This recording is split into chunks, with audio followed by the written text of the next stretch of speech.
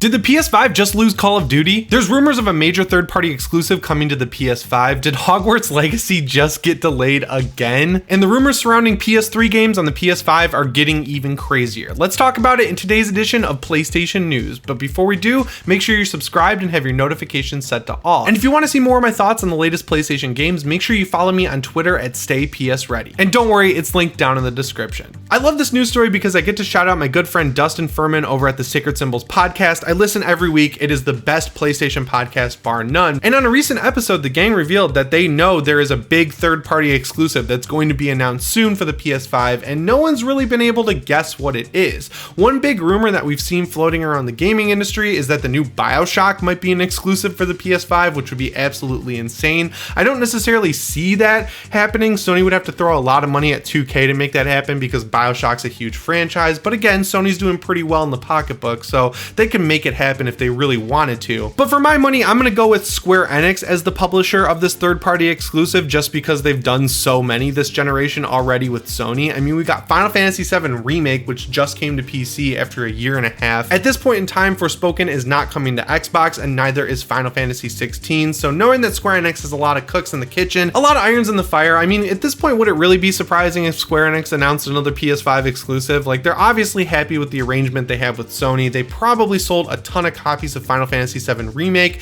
People are stoked for Final Fantasy XVI. I'm fine with that franchise, and most of Square Enix's like homegrown IP being exclusive to PS5 because that's where most people played them growing up. You know, it's a new thing having Square Enix games on Xbox consoles. It's relatively new at least. So that's what I think, but if you've got a different idea, I'd love to hear it down in the comments below. I just opened up the next story and realized we gotta give another shout out to Sacred Symbols because this one's coming from them as well. So obviously, even though you're not seeing it a lot in the gaming press, Hogwarts Legacy is one of the most anticipated games coming out in the next year or so. The reason I'm saying that time frame is because it looks like it's going to be delayed once again, which is actually surprising considering that it was delayed from last October to 2022, and they're hiring for like finishing touch type stuff right now, like filling out lore entries, doing menu screens and stuff like that. It seemed like for at least a minute the game was almost done, which made a lot of people think it could be shipped this year. But Colin Moriarty, the main host over at Sacred Symbols, is saying that no, the game might be in some sort of trouble and it's probably being pushed to 2023. On the one hand, this is definitely disappointing and it's going to be for a lot of people. This game has mainstream appeal in a way that a lot of other games don't. Like everyone,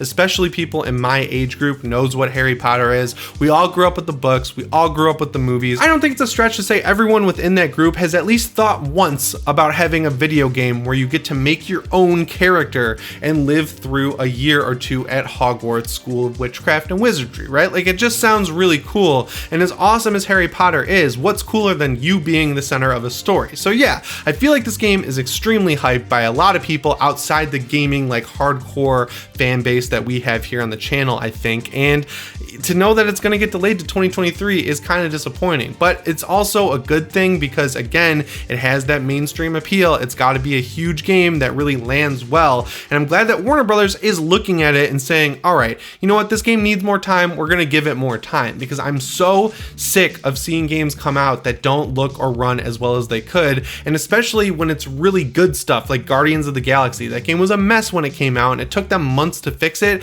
and it's still not at 100% even on PC or PS5. So yeah, I don't like when these games that really should be delayed are pushed out just to meet like a deadline so that the publisher can say they made more money that quarter. That never really works out in the long run and it sucks. So I'm glad that Warner Brothers is looking at Hogwarts Legacy and saying, all right, this one needs more time in the oven, we're gonna give it more time in the oven, because you really only get one chance, right? Like Square Enix, again, is a great example of this. They had Avengers, right? They had a lot of hubris around Avengers. They turned it into a half-baked looter game and they just threw it out there, not running well at all on PS4 and Xbox One or even PC, and they have continually faced the consequences for it. I really don't know how else to say it, and Guardians of the Galaxy puts it in stark contrast because a lot of people really like the story in Avengers, but then they were like, the looter stuff feels half-baked, and then we get this Guardians of the Galaxy game that's single player, focuses on story, and absolutely nails it. It just proved all those people right. We've had a ton of content updates for Avengers since it came out. They've added a ton of characters, they've added some levels like like the War for Wakanda raid. I don't know. At the end of the day, they're always late on their patches. They're always late on their DLC updates.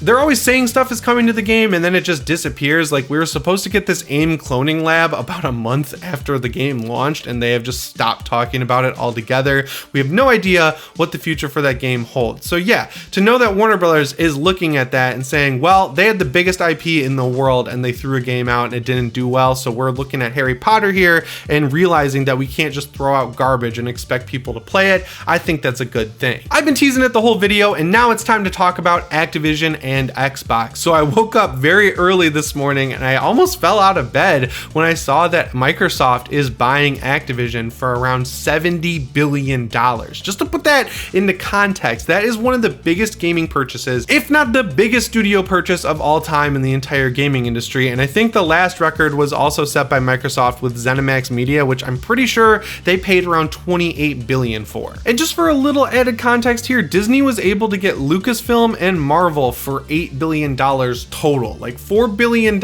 each is what they paid for that IP collection there. And now Microsoft just paid $70 billion for Activision. That is nuts. Now, along with Activision, they're also getting Blizzard and they're getting King. And as much as I hate talking about mobile games, King, from a money standpoint, is the biggest acquisition here. They make a ton of money on stuff like Candy Crush. Obviously, Blizzard is huge with stuff like World of Warcraft. They have Diablo, they have Overwatch, they have StarCraft. That's a huge IP circle right there that's exclusive to Microsoft now, presumably going forward. Of course, Activision has Call of Duty. Unfortunately, though, they took Crash Bandicoot away from us again. Crash Bandicoot was not on PlayStation for the longest time. They didn't have any games. We got Crash 4 on PlayStation, and then now it's going to be exclusive to Xbox. They also have Spyro. They have tons and tons and tons of different games that are huge in the industry. My gut reaction to this is honestly that it doesn't bug me all that much, and I'll explain more in a minute. I know that there's like the whole monopoly thing. People are saying Microsoft is becoming a monopoly. I think this is going to go through with the US like government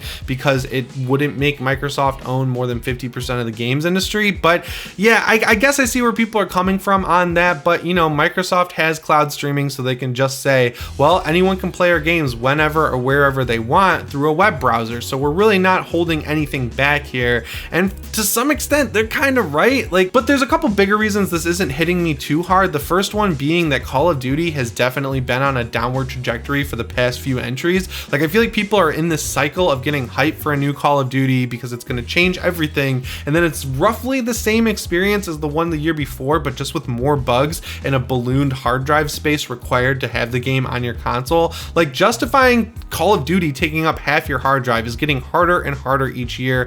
Warzone, I guess, is still trucking along, but I don't think Microsoft is going to take Warzone off of PlayStation. So if you're really into Warzone, you'll still have that. I feel like with Call of Duty, the farthest they'll go making it exclusive is just new games. Like the new campaign and the multiplayer might be exclusive to Xbox and PC going forward, but then you'll still have Warzone and the new map and maybe less bonuses on PlayStation 5. Like, I don't know. I feel like Microsoft is just going to treat this how they treated stuff like Elder Scrolls Online and Minecraft going forward. You know, it'll still end up on PlayStation, at least for the foreseeable future. And then with stuff like Diablo, I'm a huge Diablo fan. I'm sorry guys, there's no way I wasn't going to play that game on PC. It would just feel wrong playing it on PS5. The only way I could really justify having 2 copies of that game is if they have cross save like they do in Diablo 2 Resurrected.